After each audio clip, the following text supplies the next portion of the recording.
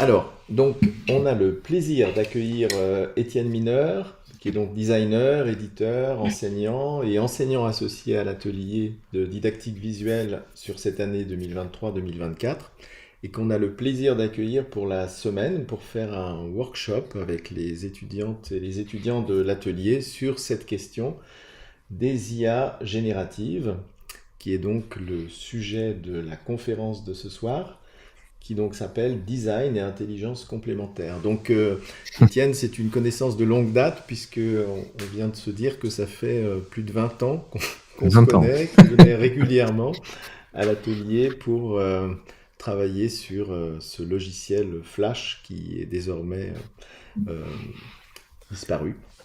Dans les Voilà, cimetières, voilà, les cimetières numériques. Voilà. c'est ça. Donc voilà, donc je te passe la parole, Étienne, pour partager un petit peu toutes ces réflexions, ton expérience de nombreux workshops dans de nombreuses écoles et éventuellement peut-être pour évoquer des choses sur ce qui se passe cette semaine, Bah oui, sachant que avec plaisir. évidemment cette question des IA est pour la création au sens large, pour le design graphique, pour l'illustration, une question qu'il faut que l'on envisage, des problématiques auxquelles nous allons être confrontés, nous le sommes déjà, et donc ça nous paraît essentiel que les étudiantes et les étudiantes réfléchissent aux implications de l'arrivée de ces technologies dans notre quotidien professionnel. Voilà. Merci encore Étienne, et je te cède la parole.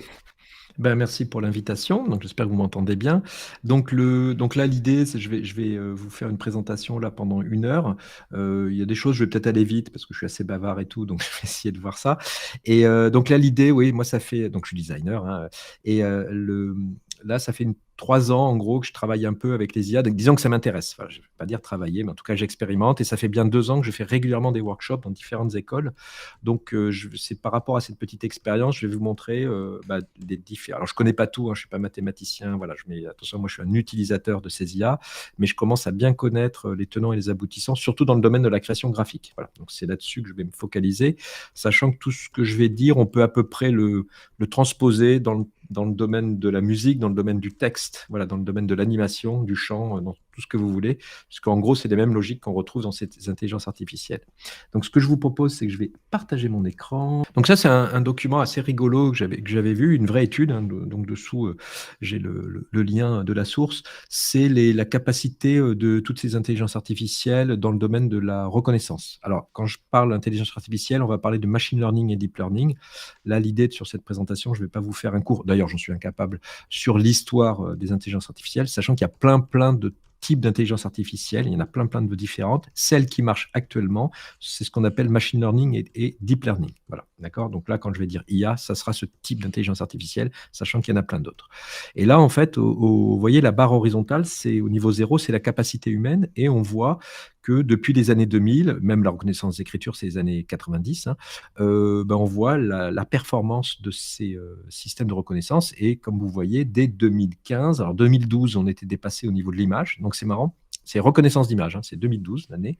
Et puis c'est 2015 en gros la reconnaissance d'écriture et puis la reconnaissance de la voix. Vous connaissez tous Siri, Alexa, il y a Shazam pour la musique, voilà. Donc en fait on est dans un domaine et pareil compréhension du langage avec des guillemets. Par exemple DeepL ou les Google Translate surtout DeepL a fait un énorme bond en avant il y a 3-4 ans. Vous avez dû remarquer. La traduction c'était plutôt un peu mot à mot, hein, et donc pas très intéressant. Et tout d'un coup, il y a 3-4 ans, tac, il a commencé à comprendre le contexte, c'est ça qui est intéressant. Et en fait, il y a eu un bond en avant absolument énorme et qui ont dépassé la plupart des capacités humaines. Donc on en est là. On en est là. En 2016-2017, dans les labos, voilà, là, nous, on en parle depuis 2 ans, en fait, vraiment des IA, mais dans les labos, ça fait un petit moment, 5-6 ans, voire 10 ans, qu'ils savaient ce qui a été en train de se passer. Et là, tout d'un coup, OpenAI, par exemple, ou Midjourney, des entreprises comme ça l'ont ouvert au grand public. Et donc, on est dans un nouveau monde actuellement où tout d'un coup, on cohabite. C'est pour ça que j'aime bien l'intelligence complémentaire et on a des copilotes. Hein, ça ne nous remplace pas, mais on a des sortes d'assistants qui peuvent nous aider par un dialogue. Alors, assez rapidement, là, l'état des lieux, c'est qu'actuellement, vous voyez, là en bas à gauche, j'ai écrit juste Marion Cotillard qui regarde à une fenêtre. dans un style photographique à gauche et à droite, dans un style, par exemple, dans le style de Pixar, hein, c'est vraiment pour de la démo, ben, vous voyez, et ça va très très vite, c'est 4-5 secondes actuellement à générer ce genre d'image. Alors j'ai pris Marion Cotillard parce qu'elle est très connue au niveau international. Donc ça, je vous parlerai un peu des biais algorithmiques. Il va falloir des références nord-américaines pour tout vous dire. Petite parenthèse, actuellement et toujours, hein, de toute façon, les Chinois ont exactement les mêmes IA que nous, sauf qu'elles sont entraînées sur des corpus chinois. Voilà. Donc, moi, j'ai fait des tests avec des typographes et tout. C'était assez marrant avec des logiciels de typographie basés sur des corpus chinois. Ben, même des caractères romains, il est transformé. On voyait des coups de pinceau. Il y avait un côté calligraphique qui était intéressant. Mais en tout cas, actuellement, on est dans ce genre de choses. Là, par exemple, ces deux images, c'est donc un an sépare ces deux images. Donc là, à gauche, j'ai dû. Donc, ce qu'on appelle le prompt, c'est la phrase qui permet de générer l'image. Et on écrit en langage naturel, hein. On dit, voilà, je voudrais un petit chat qui court après une souris. Ou là, j'ai juste dû dire, je veux une femme rousse ou blonde, je ne sais plus. Donc, ça, c'était il y a 1 an et demi à gauche. Et puis, ça mettait plus d'1 minute. Et puis, à droite, c'était il y a 6 mois. Ça met 5 secondes. Ouais. Là, pareil, ce genre de choses, de photos. Bien sûr, ces femmes n'existent pas, et on arrive à faire ce genre de photos. Et encore, on peut aller beaucoup plus loin. Ça, c'était il y a presque 6 mois, il y a un peu plus de 6 mois. Vous voyez, je dis 6 mois. 6 mois, c'est très long en fait dans le domaine des IA. Il y a un progrès sans cesse. Alors attention, actuellement, quand je dis progrès, c'est des progrès techniques qui visent vers le photoréalisme. Hein, c'est vraiment, on est dans une marketing a dû décider d'aller vers le photoréalisme parce que c'est plus vendeur. Pareil, là, dans un autre domaine, là, moi, je travaille beaucoup dans le domaine du jeu de société. Là, je montrais à des éditeurs en moins de 4 secondes. Vous voyez, j'ai dû dire une femme druide elfe, j'imagine, dans un style Pathfinder, qui est un jeu de rôle. Et puis à gauche, et puis à droite, j'ai dit dans un style un peu plus photoréaliste. Et ça donne ça toujours extrêmement rapidement. Pareil, là, dans le style Donjons et Dragons, on est toujours dans la fantasy, hein, à gauche, dans un style classique.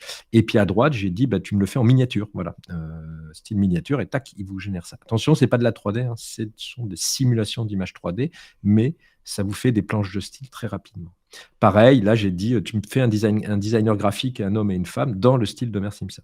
D'accord. Donc, on parlera des aspects juridiques, même si je ne suis pas juriste, hein, mais là, je vous montre des exemples. Et ça, c'est fait en 4 secondes.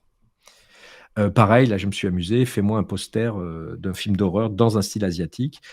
Très, très vite, il me fait ça. Vous pouvez définir le ratio, la taille de l'image et compagnie.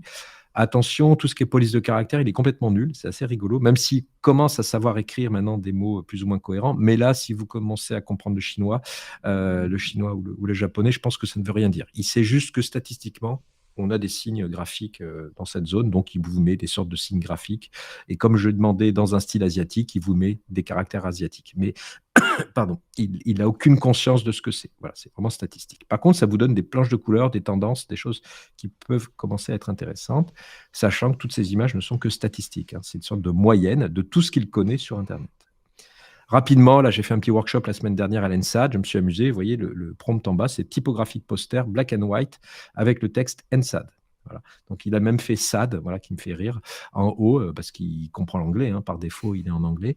Et là, je lui ai donné aucune consigne, juste noir et blanc. D'ailleurs, vous voyez, il triche, hein, il me met du rouge parce que noir et rouge et blanc, hein, si vous êtes designer, hein, c'est le truc classique. Vous avez vu, la petite image, elle est toute clean. En bas, il y a les petits caractères typographiques qui est typique des affiches de designer, on va dire, classiques. Donc, c'est assez marrant de voir ça. Alors, quelque chose d'assez important, c'est que pour bien structurer une image, en fait, on est obligé tout d'un coup de dialoguer, c'est-à-dire d'écrire. C'est-à-dire que tout d'un coup, moi, ce qui me pose problème en tant que graphiste, moi, je dessine pas mal. Quand je dis pas mal, c'est je dessine sur des petits croquis, des choses comme ça. Ça ne veut pas dire que je dessine bien, mais en tout cas, je réfléchis en faisant le dessin. Et tout d'un coup, pour générer des images, dorénavant, il va falloir écrire. Donc, il va falloir bien structurer ce qu'on appelle son prompt. Donc là, par exemple, c'est un exemple que j'avais.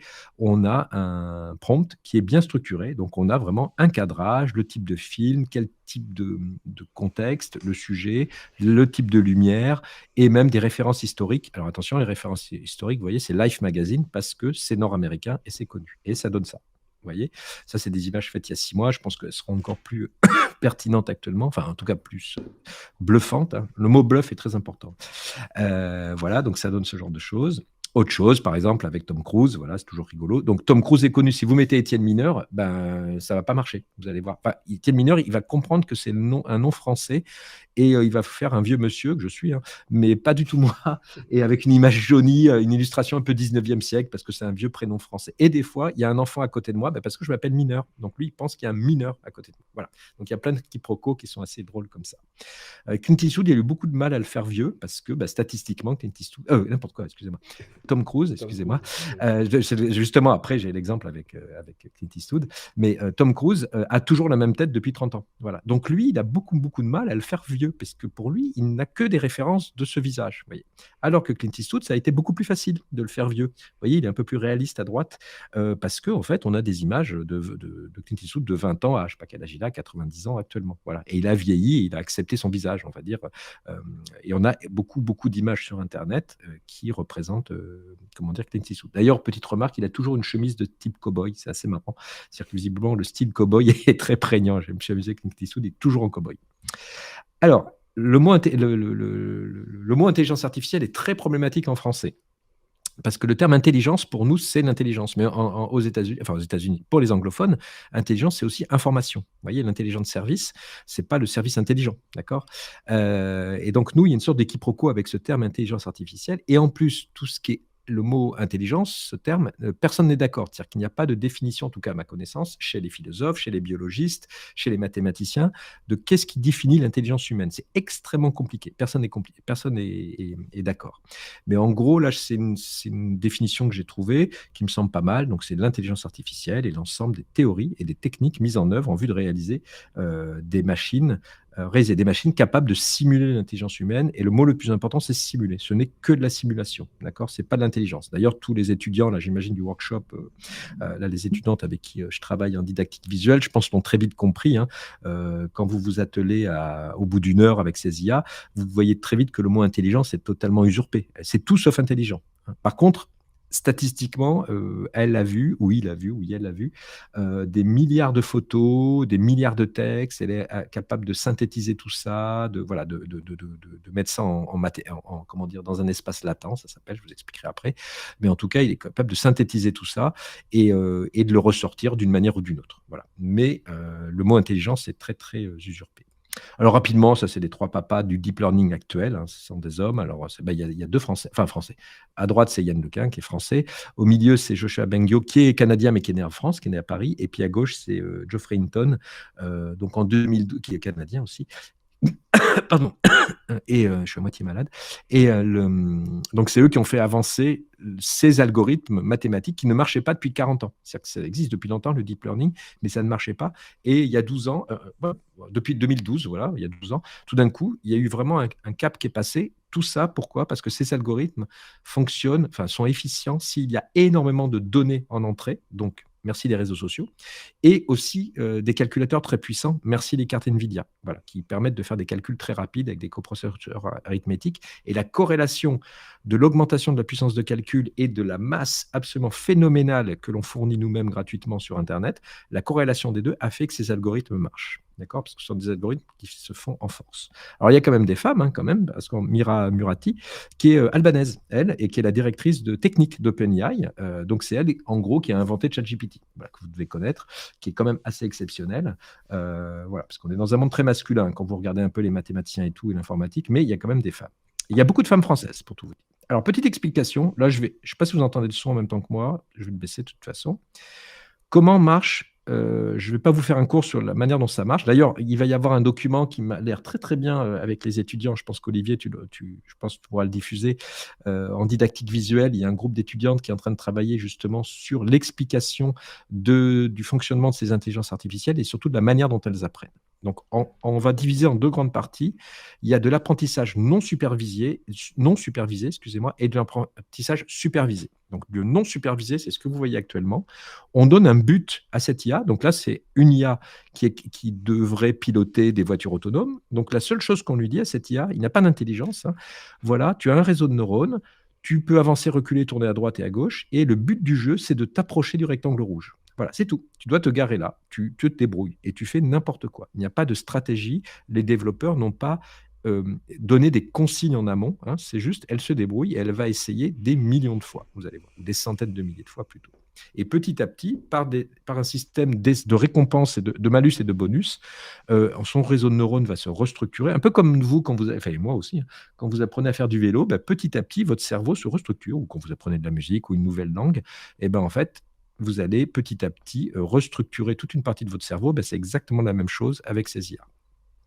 Et là, vous voyez, on est à l'effet, je ne sais pas si vous voyez en bas à droite, on est à l'essai plus de 5000. Vous voyez, au bout de 10 000 essais, regardez où il en est. C'est pas brillant, hein. C'est pour ça que le mot intelligence est quand même très, très usurpé, hein. D'accord. Donc, mais par contre, elle a le temps. Donc, je vais accélérer, hein, cette vidéo parce que ça va être long. Et en gros, en résumé, pour arriver à se garer, il lui faut 300 000 essais. Voilà, tac, elle arrive à se garer. D'ailleurs, vous voyez, elle ne se gare pas comme un humain, hein. Elle se gare sans aucune appréhension, hein. Tac, tac, elle va se garer très, très vite, hein. Donc, ça qui est intéressant aussi, c'est que tout d'un coup, ce sont des comportements non humains, mais elle respecte la consigne. Ça y est, elle arrive à se garer. Tac, voilà. Mais par contre, c'est 300 000 essais. Voilà. Donc, je crois que c'est Luc Gilliat, le créateur de Siri, qui disait là dans une conférence, un bébé ou un enfant très jeune, pour reconnaître un chat d'un chien, il lui faut juste 3 photos ou 3 images. D'accord. Une IA, c'est 300 000. Voilà. Donc, on n'a pas le même cerveau, il n'est pas câblé pareil. Par contre, ces 300 000 essais que vous venez de voir en voiture, ça a été fait c'est en quelques minutes, en fait. Voilà. C'est-à-dire que tout d'un coup, on n'est pas dans le même espace-temps. C'est ça qui est très curieux avec ces IA. C'est qu'elle peut faire des milliards d'essais en se trompant, en faisant n'importe quoi, mais extrêmement rapidement, puisqu'on est sur des processeurs très, très rapides. Un autre petit exemple rigolo, donc encore d'apprentissage non supervisé, c'est-à-dire qu'on va donner les règles. Il y a 2 IA là, qui vont se battre entre elles. Donc la petite rouge, la petite bleue. Bah, le rouge, c'est simple, on lui a donné comme but, dès que tu vois les bleus, tu as gagné. Et les bleus, c'est exactement le contraire. Tu dois te cacher des rouges. Et pareil, vous voyez, au début, ils font n'importe quoi. Ils ne savent pas ce qu'ils font. Et petit à petit, donc là, c'est des millions d'essais, hein, ça a été remonté et tout. Et petit à petit, vous allez voir, les bleus trouvent une stratégie. Donc, on appelle ça l'émergence d'une stratégie. Voilà, il s'est aperçu qu'en poussant ces blocs, ben, il bloque les issues et c'est fini. Voilà. Donc là, en ce moment, tout se passe bien. Ben, l'IA va continuer. La bleue, ben, comme sa stratégie marche, elle continue à faire toujours la même chose. Et les rouges, au contraire, comme ça ne marche pas, ils vont essayer de faire autre chose, mais elles font vraiment n'importe quoi, hein. Vous allez voir, c'est vraiment du bruit, en fait, hein.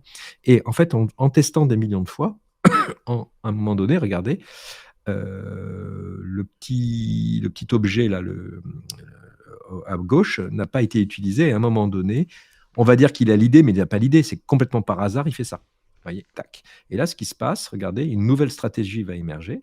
Hop, tac. Voilà.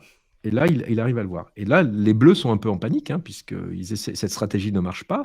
Et là, regardez ce qui se passe. Je ne sais pas si vous avez remarqué, mais les rouges commencent toujours 2 secondes plus tard. Et regardez ce qui se passe. Hop, le bleu, il pique le petit élément qui servait à monter. Voilà. Donc, et on laisse continuer comme ça. Après, on change les murs, on change la taille, on change les contraintes. Mais vont émerger des stratégies comme ça qui n'étaient pas, qui n'existaient pas avant. On le voit dans les jeux d'échecs et les jeux de Go. Ce qui est intéressant, quand Lee Sedol a perdu en 2016 et 2017 contre une IA, bah, il a dit, j'ai perdu contre des stratégies que je n'avais jamais vues avant. Voilà, c'est ça qui est intéressant. Alors que Kasparov, en 97, je crois, quand il a perdu contre DeepMind, au jeu d'échecs, il a perdu contre des stratégies qu'il connaissait. Voilà, c'est sauf qu'à un moment donné, la moindre erreur, l'IA ne vous rate pas, elle est meilleure que vous, voilà, elle ne se fatigue jamais, donc c'est comme ça. Un autre exemple que j'ai trouvé là, qu'on m'a montré là, qui était cool, ça c'est un système d'entraînement pour les IA, juste pour apprendre à marcher, des robots. Donc on a fait un squelette avec une simulation de poids, de muscles et de choses comme ça. Et regardez, au bout de 4 mois, alors code bois d'entraînement, c'est en gros, vous voyez, c'est 330 millions de parties, c'est 8 heures de calcul juste, hein, c'est de la simulation, hein. Si on était dans le monde réel, ça serait 4 mois. Mais regardez, ils commencent à marcher, les petits robots. Et l'idée, c'est qu'ils apprennent à se battre et de se déplacer. Vous voyez, c'est des déplacements complètement différents, hein, puisqu'au début, ils font n'importe quoi et chaque petit IA arrive à trouver une stratégie déjà pour tenir en équilibre. Comme un enfant, tout d'un coup, il arrive au bout de, je sais pas quoi, quelques mois, allez, 10 mois, 10 mois, 1 an, il commence à se maintenir en équilibre. Et vous voyez, après 2 ans d'entraînement, donc ça, c'est 2 jours de calcul, c'est ça qui dépense de l'énergie d'ailleurs, hein, c'est de l'entraînement, c'est pas trop la génération, c'est de l'entraînement. Et là, vous voyez, après 10 ans, donc c'est 10 jours de calcul, regardez, il se déplace parfaitement. Voilà. Et ils ont des mouvements très très impressionnants. Et après, pour tout vous dire, ils les font se battre entre eux, ils découvrent des techniques, ils les font avec de l'escrime. Voilà. Donc petit à petit, ce sont des mouvements. Et ce qui est intéressant, c'est qu'il peut découvrir des mouvements que les humains n'ont pas découverts. Voilà. Donc c'est parce qu'au début, ils font vraiment n'importe quoi. Ils n'ont pas ils n'ont pas d'intuition, pas de sens de d'esthétisme, pas de morale ni rien. Ça peut être très problématique dans certains domaines, mais en tout cas pour moi, dans le domaine de la création, c'est intéressant parce que ça nous ouvre des portes, en tout cas, auxquelles nous, humains, n'aurions pas pensé, on se serait autocensuré. Voilà. Après, c'est à utiliser avec parcimonie. Pour continuer dans les IA, là, on était avant, là, ce que je vais montrer, la reconnaissance de voix, d'image et compagnie, on était dans les IA de reconnaissance. Là, à un moment donné, en 2016-2017, quelqu'un a dit, mais OK, tu es capable de reconnaître un chat d'un chien, pas de problème, ou d'une tarte aux myrtilles. Mais pour toi, à quoi ressemble un chat? Donc là, on est passé dans le mode génératif. C'est là où ça devient intéressant, en tout cas pour nous. Voilà. Et ça a donné ça ou ça. D'accord. Donc là, tout d'un coup, à droite, vous voyez, il y a 5-6 ans, à quoi ressemblait un chat pour une IA qui était capable de détecter des chats et des chiens. Donc en fait, on a renversé les algorithmes. Je dis ça, c'est facile, hein, mais c'est des algorithmes assez compliqués. Mais on a inversé et tout d'un coup, on rentre dans un nouveau domaine, hein, vraiment dans un nouveau champ d'expérimentation. On arrive à générer des images, générer de la musique, générer du texte grâce au deep learning et machine learning. La manière dont ça marche, alors là, je vais le faire très très vite. En gros, on a un réseau de neurones avec un système de bonus et de malus. On dit ça c'est vrai, ça c'est faux, ça c'est vrai, ça c'est faux. Il y a plein de types d'algorithmes différents, mais en gros, on va entraîner ce qu'on appelle, on entraîne une IA, ça devient un modèle. Donc c'est un modèle, c'est une IA en fait, hein, qui a été entraînée sur un corpus spécifique.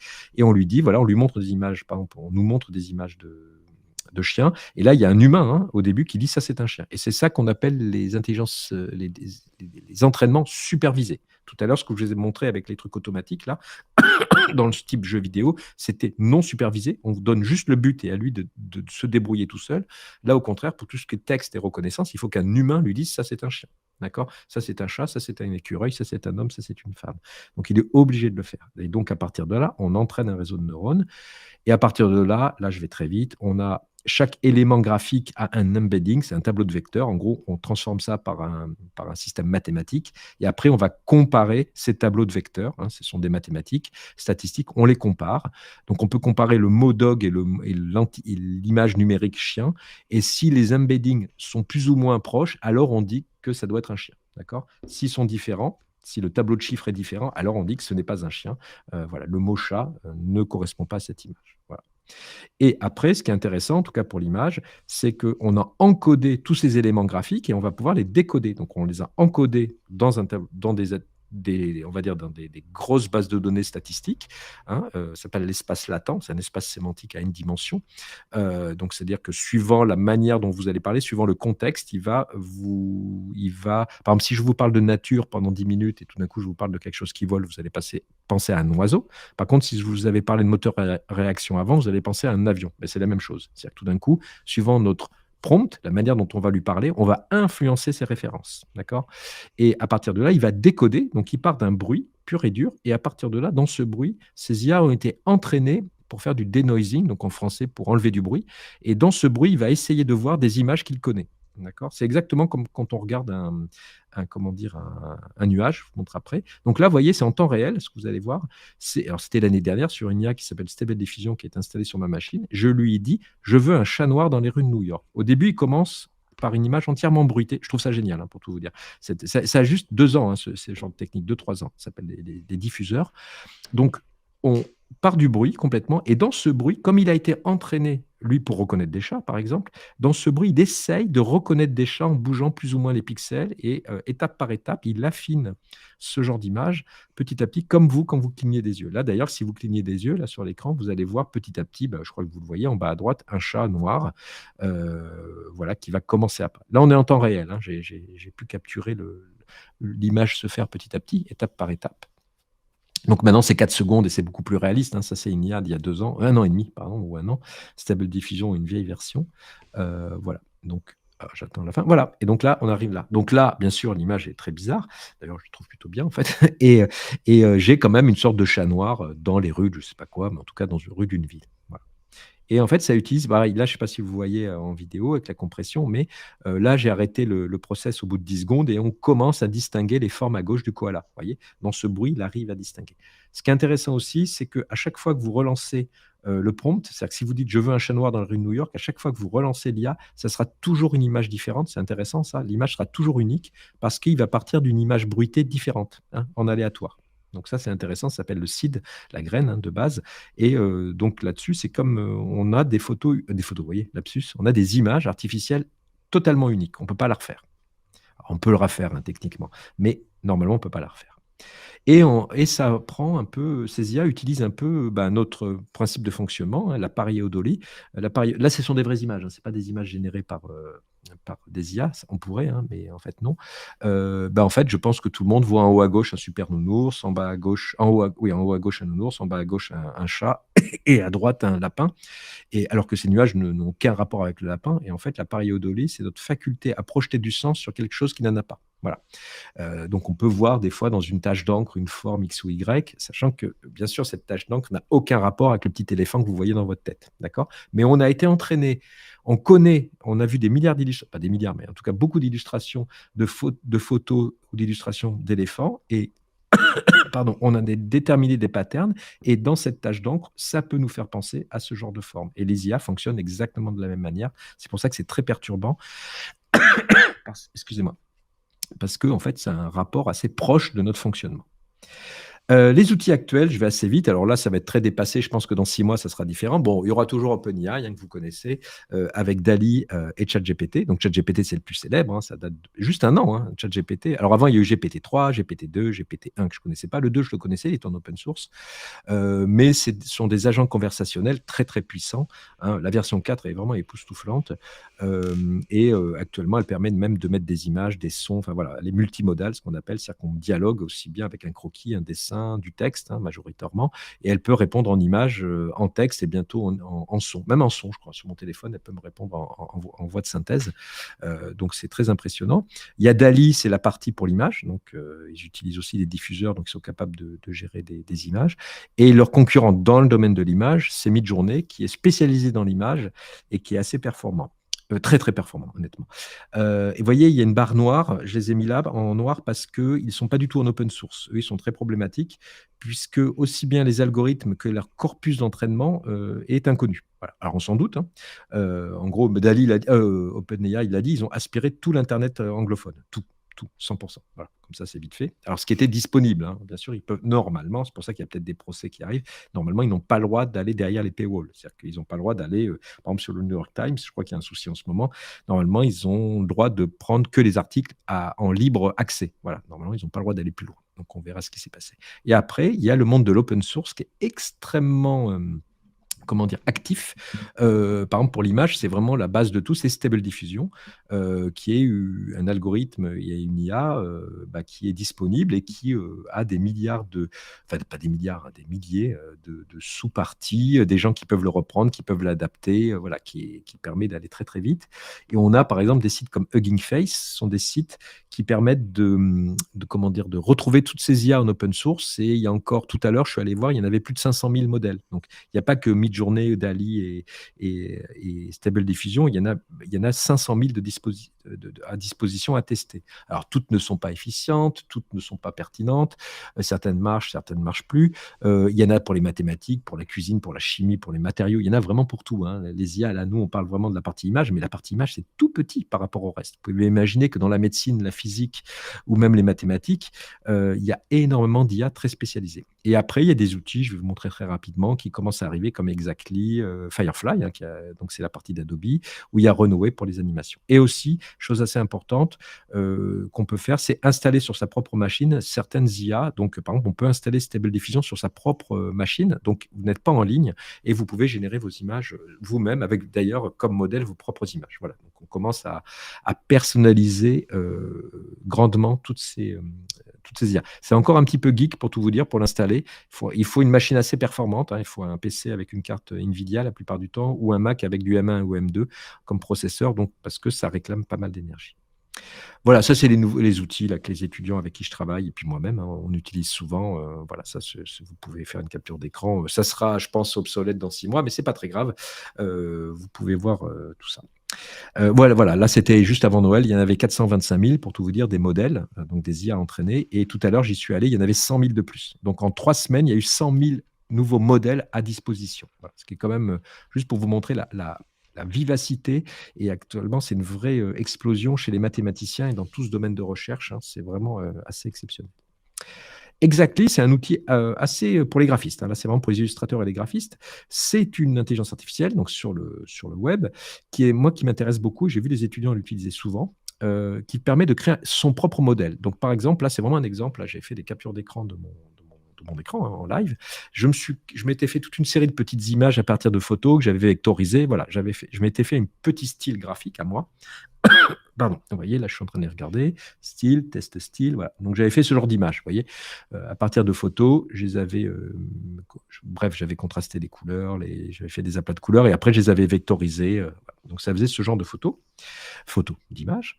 Et je me suis dit, tiens, ça serait intéressant d'apprendre à l'IA ce style. Voilà. Donc là, on est dans la phase d'apprentissage, hein. On n'est pas dans les mid-journées ou stable diffusion, on est dans des outils qui permettent d'apprendre sur vos propres images. Donc là, voilà, j'importe tout ça. Donc j'importe tout ça. Voilà. D'ailleurs, il me fait, vous voyez, automatiquement les petites légendes en dessous, que je peux corriger, hein, comme ça. Et d'ailleurs, plus la légende est précise, mieux le résultat est intéressant, et plus le résultat est intéressant, pardon. Voilà. Donc une fois que j'ai importé toutes ces images, lui, il va les analyser et il va me créer un modèle. On va lancer un petit système d'apprentissage qui va prendre bien 10 minutes, et c'est ça qui dépense de l'énergie. D'ailleurs, c'est rarement gratuit, ce genre de choses, puisque ça dépense de l'électricité, hein. Il n'y a pas de choses. Donc, juste au niveau d'économie d'énergie, ça dépense énormément d'électricité au moment de l'apprentissage. Par contre, au moment de la génération, c'est assez léger puisque, vous voyez, une image, je vous ai montré au début, c'est 4 secondes sur un gros PC, hein, ou sur un Mac. Donc, c'est c'est pas énorme. Voilà. Alors, par contre, si on est 100 millions dessus, bien sûr, c'est compliqué, mais ça dépense même moins d'énergie que moi sur Photoshop. Et là, vous voyez, regardez, une fois que mon modèle a été appris, maintenant, je dis, bah, tu peux me faire un enfant, hein, ou des enfants. Voilà, il me les fait un peu joufflu, hein, voilà, c'était pas exactement ce que je voulais, mais c'est pas très grave. Mais il respecte un petit peu le style que je voulais. Là, par exemple, si je fais un chien, ça marche mal parce que dans mes images, il n'y avait pas de référence de chien. Donc, il va essayer. Alors, bien sûr, il sait ce que c'est qu'un chien et il a compris que je faisais des aplats de couleurs, mais souvent que c'était des portraits de manière frontale. Donc, vous voyez, là, il essaye de me le faire ou comme ça, on dirait une sorte de mec à sweatshirt. C'est assez drôle. Par contre, ça va beaucoup mieux marcher si je dis une femme avec un chapeau, puisque dans mon corpus d'entraînement, c'était des hommes et des femmes. Voilà. Donc là, par exemple, si je fais une femme avec un chapeau, on va voir ce que ça donne. C'est en temps réel, hein, là. Hein, c'est vraiment extrêmement rapide, hein. C'est assez impressionnant. Vous voyez, là, il part du bruit et tout d'un coup, tac, voilà, il me fait ça. Donc, vous voyez, ça commence à être intéressant. Alors, bien sûr, il y a plein de retouches à faire, il y a plein de choses à faire, mais ça donne les illustrateurs, moi, professionnels avec qui j'ai travaillé, avec ce genre d'outils, pour un style très personnel, par exemple pour un client qu'ils avaient développé, ont utilisé cet outil, donc c'est privé, hein, tout ça, comment dire, lui a fait apprendre à cette petite IA son propre style, et après, ça leur donne juste des planches de tendance. Voilà. Et après, bien sûr, ils redessinent avec leur style, voilà, ils refont les corrections et tout, mais ça leur permet de faire des premiers croquis très, très rapidement, et après, c'est plutôt une source d'inspiration qui leur permet d'aller assez rapidement. Alors, quand je dis assez rapidement, c'est pas que la rapidité, bien sûr, la rapidité, c'est intéressant, mais même d'explorer rapidement comment dire, des idées auxquelles ils n'auraient pas pensé, ou alors où ils se seraient autant sourcés en disant oh là là, ça va me prendre trop de temps de faire ça, ça sera compliqué, autant pas le faire. Bah là, en fait, vous avez une machine, vous avez une sorte d'assistant fou sous LSD, hein, parce qu'il ne comprend pas toujours ce que vous lui demandez, qui arrive à faire ce genre de choses. Un autre exemple, là, c'est du temps réel aussi, ça s'appelle Créa avec un K. C'est un outil, vous voyez, je dessine à gauche, là, ici, et je lui ai dit, bah, c'est une femme allongée dans une, pardon, dans une prairie, par exemple. Et vous voyez, là, je dessine un peu n'importe comment. Et à droite, il me génère en temps réel, hein. C'est ça qui est intéressant, c'est en temps réel. Alors, quand je dis temps réel, c'est 3-4 images par seconde, hein, mais c'est très impressionnant parce qu'il y a eu des nouveaux algorithmes, tout vous dire, qui ont accéléré grandement les calculs de ce genre. Et il lui permet, vous voyez, le petit papillon, il est presque animé, là, tac, tac, tac. C'est une démo, hein, ça, voilà. Et à droite, vous voyez, je peux changer de style. Alors, pour l'instant, c'est des styles qui sont imposés. Vous ne pouvez pas avoir votre propre style, mais j'imagine que très bientôt, on va pouvoir avoir son propre style, ce qui serait génial.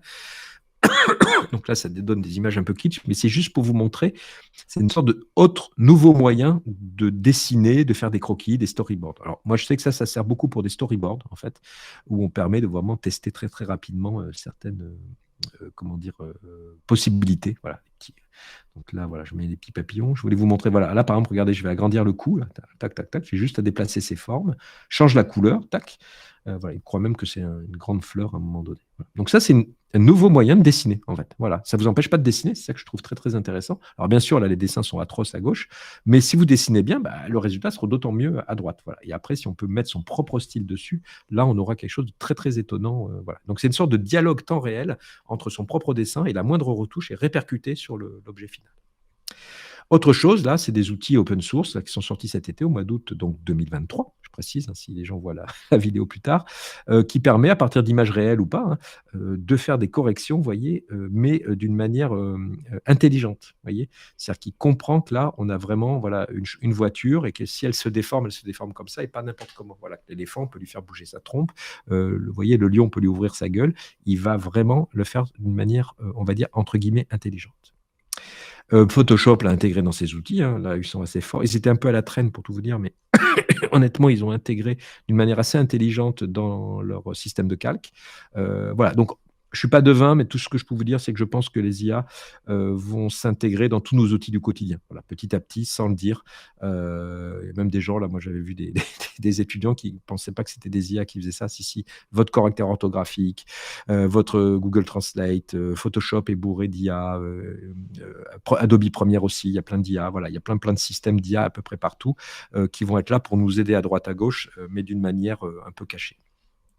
Là, autre chose, sont des IA qui, donc Scribble Diffusion par exemple, qui justement par rapport au dessin, qui sont capables d'halluciner, c'est un terme technique, un chat, par exemple, à l'intérieur de mon dessin. Vous voyez, je fais un dessin comme ça, à peu près n'importe comment, à la tablette, et puis je lui dis c'est un arbre. Et lui, il va se débrouiller, vous voyez, avec le même dessin, suivant le prompt que je lui donne, il va me faire plein de variations différentes. Par contre, il va respecter mon dessin. Et bien sûr, si je fais une correction dans mon dessin, ça va se répercuter. D'accord ? Là, autre chose, je vais assez vite, hein, c'est des outils, mais c'est des outils que les étudiants utilisent souvent. C'est Wiscom, c'est un outil vraiment fait plutôt pour le design industriel, pour le rendu. Donc il va plus ou moins, pas la peine de travailler en rendu 3D, hein, quand c'est juste pour du rendu, vous voyez. Là, je prends un dessin fait en Illustrator de voiture, et là, je lui dis, maintenant, c'est une voiture argentée. Voilà, et il me le fait en temps réel. Enfin, en temps réel. Quand je dis temps réel, c'est 3-4 secondes, ce qui est quand même très impressionnant. Vous voyez, tac, je le rends. Et après, je peux lui dire, vous voyez, en bas à droite, j'ai l'influence du dessin. Est-ce que tu respectes parfaitement mon tracé ou pas ? Des fois, je peux lui dire, non, tu peux délirer, tu peux halluciner un peu plus. Alors là, 0, il va faire n'importe quoi. Il va faire une voiture rouge, mais en ne respectant pas du tout mon dessin, vous voyez, il me propose une voiture comme ça. Mais pareil, après, vous pouvez au contraire dire, attention, maintenant, tu vas respecter mon dessin ou mon tracé à 100%. Et puis après, vous pouvez même faire des retours. Enfin voilà, après, il y a plein d'outils. Vous pouvez travailler que sur le pare-brise, le pare-choc, le rétroviseur, des choses comme ça. Et vous pouvez mettre des objets 3D dedans. Voilà, il y a une sorte de mélange. Vous pouvez mettre une photo, du croquis à la main. Donc, on a vraiment un outil assez intéressant qui permet de rapidement générer des images qui permettent de montrer un peu à quoi pourrait ressembler votre objet. Celui-là, c'est vraiment que pour les objets industriels, hein, c'est-à-dire que des chats et des chiens, il va le faire très mal. Par défaut, il va vous faire des très belles brosses à dents, perceuses, en tout cas tous les outils industriels, les voitures bien sûr, les vélos, les scooters, tout ça, il est capable de le faire parce qu'il est spécialisé dans ce domaine. Rapidement, je vous le montre là, parce que je vois l'heure qui tourne. Là, c'est des outils, je ne sais pas. Alors, il faut se reculer et cligner des yeux. Normalement, vous devez voir OK. Voyez.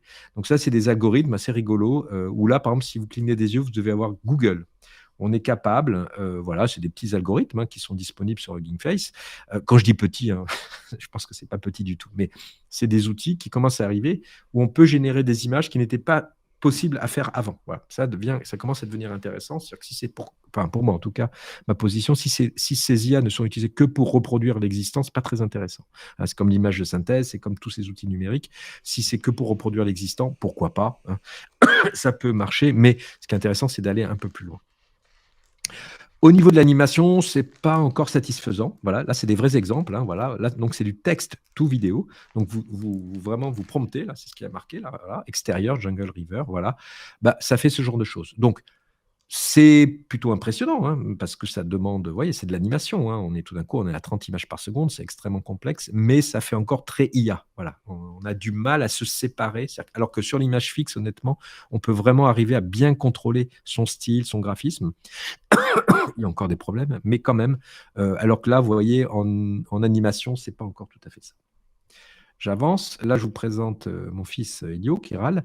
Et là, vous voyez, je peux transformer une vidéo. Donc là, c'est du vidéo to vidéo. Donc, on avait du texte to vidéo. Là, c'est du vidéo to vidéo. Je filme quelqu'un, voilà, et je lui dis, tu me le transformes en manga.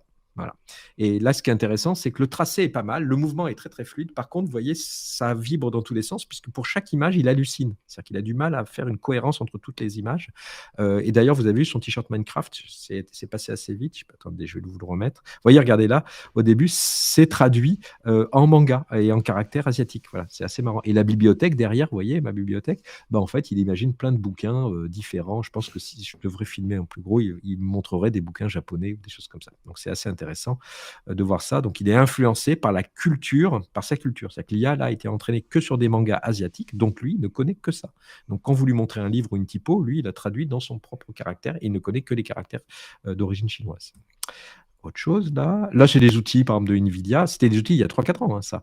Là, il n'y a même pas de prompt. C'est des outils spécialisés pour dessiner d'une manière hyper réaliste, hein, pour le jeu vidéo, des visages. Vous voyez. Donc là, chaque couleur correspond à, bah, je sais pas, le jaune, c'est des lunettes, le vert, c'est la bouche, le marron, c'est les yeux. Voilà. Et vous dessinez comme ça très vite. Et en temps réel, ou presque, vous avez une sorte de simulation de visage. Là, la 3D, bon, je vous montre vite, hein, c'est très compliqué la 3D, là, vous voyez, mais ça dure 20 minutes facile pour générer ces petites choses. Et ce sont des nuages de points, donc c'est durement exploitable, mais c'est un domaine qui avance aussi assez vite. Là, je vais vous montrer des exemples d'étudiants. Ça, c'était il y a 2 ans à l'école Camando, les architectes d'intérieur. Ils s'étaient amusés. Ça marchait pas encore très bien pour générer des images de bâtiments. Et là, ils s'étaient dit, tiens, on va partir de la Villa Savoie, par exemple. C'est intéressant, des bâtiments qui sont iconiques, très, très connus dans l'histoire de l'architecture. Et on va plutôt lui demander de faire des extensions. Voilà. Donc, ils se sont amusés, ils et elles se sont amusés à faire des extensions. On a même fait un livre avec plein, plein de pages qui montrait toutes les possibilités. Alors, bien sûr, il y a des choses complètement délirantes. Et puis, d'autres choses où les architectes disaient, bah, en fait, c'est pas complètement incohérent par rapport à cette proposition. Voilà. Et ça, c'est toujours l'humain, c'est à l'humain de choisir. C'est pour ça que moi, je suis pas trop inquiet là, dans ce domaine. C'est toujours nous qui choisissons. L'IA propose, elle délire, et dans ce délire, c'est nous qui choisissons ce qui nous intéresse ou pas. Et on en est responsable d'ailleurs. Autre exemple de stratégie avec les étudiants créatifs, c'est on a un groupe d'étudiantes là qui travaillaient sur des canapés et elles généraient des canapés qui étaient pas mal mais qui n'étaient pas très innovants. Et tout d'un coup, dans le prompt, donc dans la phrase, une étudiante a rajouté le mot brocoli. Et tout d'un coup, ça a généré ce genre de forme qui était intéressante. Et là où c'est intéressant, c'est que ça leur a donné des idées de coussins. L'idée, bon, on l'a fait pour rigoler, hein, et pareil là avec le mot chou-fleur, ça leur a donné des idées auxquelles elle s'était auto-censurée par défaut. C'est-à-dire que là, tout d'un coup, on se dit, ah, mais peut-être qu'en laine, ce genre de texture peut être intéressant. Ça semble un peu, voilà, ce côté un peu organique, un peu, voilà, un peu bizarre, mais tiens, tout d'un coup, si je le traduisais avec de la laine ou n'importe quelle texture, ça pourrait être intéressant. Voilà, ça a donné, c'était une source d'inspiration, voilà, qui pouvait être intéressante. C'est-à-dire que l'accident, le côté fou de l'IA peut être une sorte d'inspiration. En illustration, en BD, par exemple, un des exemples que j'ai vu qui était vraiment très bien, c'était une illustratrice coréenne qui était à l'ESAT d'Orléans, toujours, j'espère, une jeune étudiante, qui était assez inquiète là-dessus, parce qu'elle dessinait dans le style manga, et alors bien sûr c'est large, un style manga, dans un style classique manga, et donc elle s'apercevait que les IA le faisaient très très bien. Et là, en fait, elle nous a écrit une histoire, ou une histoire très triste d'ailleurs, un enfant qui a en gros la maladie d'Alzheimer, et à chaque page, en fait, vous voyez, c'est ses souvenirs, les petits carrés. Donc à chaque page, il y a toujours cet enfant en plein milieu de la page, toujours cadré pareil, toujours, toujours. Donc il y a 16 pages comme ça. Et au début, c'est assez chargé, il y a plein de... En fait, c'est ses souvenirs. Même si vous ne parlez pas coréen, très très vite, vous apercevez, tiens, un animal de compagnie, tiens, un anniversaire, tiens, un appartement, un jeu, un jouet, un copain, une copine.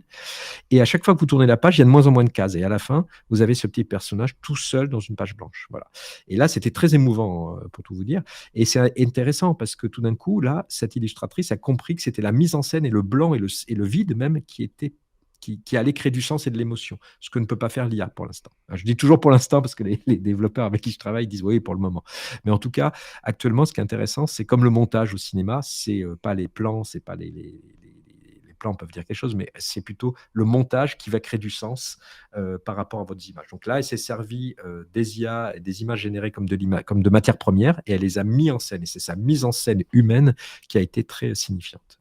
C'est intéressant. Là, pareil, c'est un groupe d'étudiantes illustratrices à Genève, à la Aide, qui s'est amusé à dessiner. Donc, la manière dont elle a travaillé, c'est qu'elle a demandé à l'IA de générer des caractères, c'était pour l'opéra de Faust, avec des références, des choses comme ça. Et puis, à partir de là, elle les a redessinés à la main en prenant en compte les erreurs, par exemple un double coup, un triple bec, 3 pattes, vous voyez les petites erreurs que peuvent faire les IA, mais elle s'en est servie d'une manière créative. Et ce qui est marrant, c'est qu'après, à partir de ces dessins, elle les a remis dans l'IA en disant maintenant tu me les habilles. Et voilà. Donc il y avait un véritable dialogue entre son dessin fait vraiment à la main, et après elle remettait ce dessin à la main qu'elle scannait, elle remettait dans l'IA en lui disant, bon, à partir de ce dessin, maintenant tu vas me les habiller, tu vas me faire des variations. Voilà.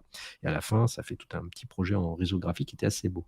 Pareil, Margot, là, une autre illustratrice, elle a délégué, donc il y a son style particulier, elle a délégué à l'IA tout ce qui était compliqué à faire. Donc, par exemple, des villes vidéo, des mécanismes compliqués, des robots, des foules, des choses comme ça.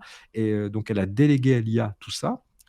Et après, elle a généré plein d'images, par exemple, de bâtiments, de choses comme ça. Elle a fait son choix, elle a fait son petit photomontage, et après, elle a tout redessiné par-dessus comme un calque avec son style. Voilà. Donc, très rapidement, en fait, elle a délégué toute la partie qui était très problématique et compliquée pour elle à Inia. Puis après, c'est elle qui a redessiné, qui a simplifié, voilà, qui a fait son choix. Donc ça, c'était assez intéressant comme travail, en disant, ça ne me remplace pas du tout, mais ça va m'aider pour certaines parties. Comme un illustrateur qui, des fois, moi le premier, je pars de photos, de capture d'écran, de position, de cadrage qui m'intéressent. Voilà, tu dis, tiens, dans tel film, il y avait un cadrage qui était super chouette, très dynamique et tout. Ben, je le reprends, c'est pas de la copie, hein, je m'inspire, hein, et puis je redessine, je refais mes trucs et je le remodifie complètement. Mais je m'inspire de choses. Là, pareil, à l'école Estienne, c'était marrant, ils avaient fait une IA, ils avaient, donc Stable Diffusion, on lui avait fait apprendre, donc pareil, un système d'apprentissage, à partir des œuvres de Alphonse Mucha. Donc, je crois qu'il y a 200 ou 300 affiches qu'ils avaient collectées d'Alphonse Mucha. Et donc, l'IA ne connaissait que Alphonse Mucha. Et après, on avait une IA qui attrapait le flux vidéo. Et à partir de ce flux vidéo, il essayait de le traduire par rapport à ce qu'il connaissait. Et comme il ne connaissait que des femmes, en fait, Mucha n'a dessiné que des femmes avec des grands cheveux et des motifs floraux dans le style art déco, et ben en fait, il ne faisait que ça. Voilà. Donc c'était intéressant, on essayait de lui montrer des objets du quotidien. Par exemple, un iPhone, ça se transformait en livre, voilà, parce que lui n'a aucune référence par rapport à l'iPhone. Voilà. Donc il y avait un jeu historique, on était au 21e siècle, et on travaillait avec fin 19e et 20e avec un artiste, avec plein de guillemets, qui vient qui a une culture du siècle précédent. Voilà. Donc il y avait une sorte de distorsion comme ça, assez intéressante. J'accélère un peu, mais ça peut être intéressant, ça, des stratégies à l'ENSI. Moi, je suis responsable d'un studio qui concerne les intelligences artificielles à l'ENSI, l'école de design industriel à Paris. Là, il y a une étudiante, Apolline, qui a fait un truc assez étonnant, c'est qu'elle a demandé à ChatGPT, pour tout vous dire, de lui apprendre le crochet. Donc, elle savait un peu.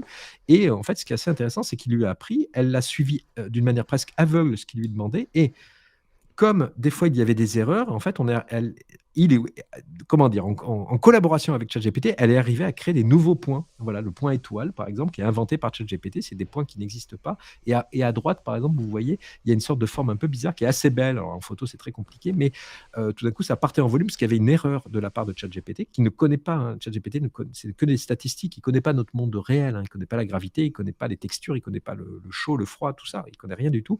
Et donc, des fois, il fait des erreurs complètement comment dire, bête, mais elle a suivi ça et c'est tout d'un coup son point, elle voulait faire des carrés juste, tout d'un coup c'est parti en volume, ça fait des choses assez intéressantes. Un autre étudiant là qui avait travaillé sur, lui demander de faire des formes qui devaient s'accrocher, des choses comme ça, et ça nous a généré des sortes de tabourets qu'il a fabriqués. Et ce qui est intéressant, c'est que des fois on a eu des tabourets qui n'étaient pas très stables, mais justement sur les 2-3 qu'il a pu fabriquer, si je me rappelle bien, il y en a un qui était vraiment assez exceptionnel parce que tout d'un coup, il était très agréable quand vous asseyez dessus parce qu'il bougeait toujours un tout petit peu. Donc c'est intéressant, c'était un bug, entre guillemets, mais le bug est devenu créatif. Voilà. Et en fait, en essayant, nous, on s'est aperçu que c'était plutôt agréable parce qu'il bougeait tout le temps, mais il était quand même assez stable. Un autre exemple, là, il y a un étudiant qui a demandé qu'il y avait plein d'éléments des objets, des tubes, des élastiques, tout ce que vous voulez, des ressorts et tout, et il demandait à ChatGPT comment accrocher, trouver des nouveaux systèmes d'accroche. Voilà. Et après, il a expérimenté ça sur 50 éléments, si je me rappelle bien. Voilà, donc ça, c'est une stratégie que je vois souvent chez les étudiants, c'est qu'ils se disent, tiens, je vais laisser l'IA délirer, et dans ces délires, je vais l'appliquer, je vais voir si, des fois, il y a des choses intéressantes ou pas. Là, pareil, j'accélère. Il y a une étudiante là, donc il faut regarder l'image de la théière au fond. En fait, c'est un quiproquo. C'est-à-dire que l'idée de faire une théière hostile, c'est-à-dire une théière avec des pics, c'était un quiproquo. C'est-à-dire qu'elle avait demandé juste fais-moi une théière couleur cactus, si je me rappelle bien. Et ce qui s'est passé, c'est qu'il a mélangé, il y a eu un quiproquo, il a dit tiens, tu veux une théière en forme de cactus. Voilà. Et en fait, ce qui est intéressant, c'est qu'après, elle a designé, elle l'a fabriqué, hein, elle était en prépa hein, à l'école Camando, elle nous a fait tout un set de tables hostiles, c'est-à-dire des fourchettes où on se coupe, où on se blesse, une théière qui fait mal, des verres, vous voyez, j'ai pas envie de boire là-dedans. Mais l'idée principale, c'est une erreur, c'est un accident heureux qui s'est passé avec l'IA. Et après, c'est les humains qui ont su détecter dans cette image qui avait une idée intéressante pour nous humains. Mais l'IA ne savait pas du tout ce qu'elle faisait. Voilà, là, moi, je montre rapidement. Là, moi, j'aime beaucoup la typographie. Je me suis beaucoup amusé justement à faire des choses qui étaient impossibles à faire. C'est-à-dire que si je commençais à dire, tiens, j'aimerais bien faire des sortes de formes de lettres avec des tissus, du papier découpé, du vent, j'ai tout fait hein, à base d'huîtres, de champignons et compagnie. Mais là, ça m'a permis de tester très très rapidement, de me tromper ou pas des fois, mais rapidement. C'est-à-dire que ça m'a permis de me libérer et tester plein de choses que j'avais dans ma tête, mais que je m'étais auto-censuré en me disant, tu pourrais essayer de faire ce genre par exemple, de choses avec du tissu ou en volume, mais ça va te prendre des semaines et puis le résultat, tu n'as que 1% de chance que ça soit plutôt intéressant. Bah, en fait, voilà, là, j'ai pu expérimenter et puis après, voilà, je vais voir ce que j'en fais. Bah, pour tout vous dire, je suis en train de faire une pochette de livre avec ça. Voilà. Ça m'a donné des pistes, mais ça ne donne que ce n'est pas du tout le travail final, ça donne juste des pistes.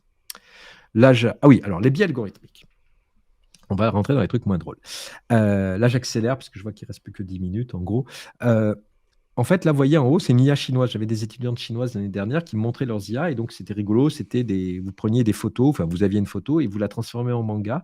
Donc en haut, c'est des images réelles et en bas, c'est des images transformées. Donc vous voyez, par exemple, statistiquement, il y a plus d'hommes obèses que de femmes enceintes. Celle du milieu, je ne sais pas si vous la voyez bien, il y a une ombre. En fait, il a commencé à créer, vous voyez, une femme dans l'ombre. Voilà, il a halluciné ça.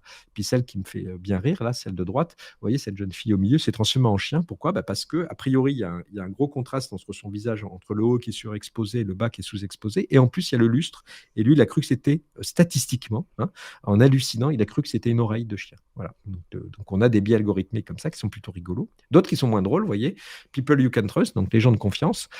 Par défaut, il vous répond, ça c'était Dali l'année dernière, il vous met des hommes en gros de 50 ans, grosse mâchoire, dents blanches et à cravate. Voilà, aucune femme. Alors, on ne parle même pas de gens de couleur. Hein. Là, c'est que des hommes blancs de ce style. Voilà. Et ça reflète parce que l'IA a appris de notre monde numérique. Et notre monde numérique, il n'est pas très, très joli des fois, et il n'est qu'un miroir déformant de ce monde.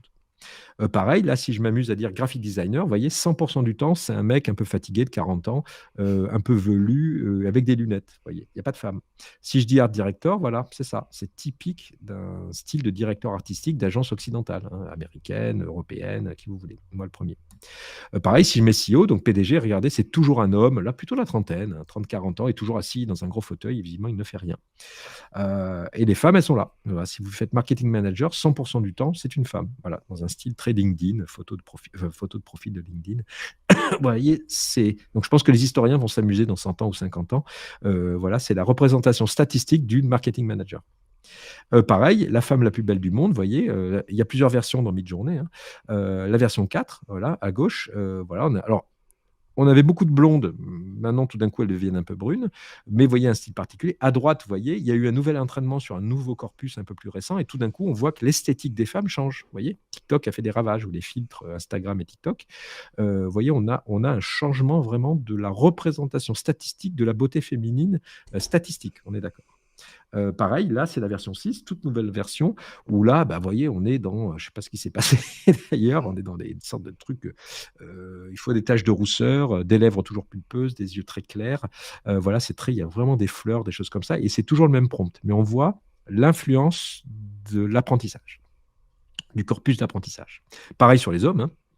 C'est pareil pour les femmes, les hommes. Vous voyez, là, on voit statistiquement qu'est-ce que la beauté masculine. Voilà, je pense que vous reconnaîtrez 2-3 acteurs américains.